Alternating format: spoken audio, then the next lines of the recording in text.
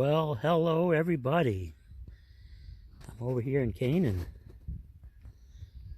trying out a new spot here. Silverton Foods and Barbecue Bar, right here in Canaan. Just finished having that pulled pork sandwich meal, and now I'm out here. They got cornhole. You saw the horses there earlier. They got plenty of seating in, out, underneath here. Some Adirondack chairs here. Eat inside, outside, you name it. So I had that barbecue pulled pork meal. Whew, that was delicious. Now I could get my Chicago comb. Number 10. Set my beard straight.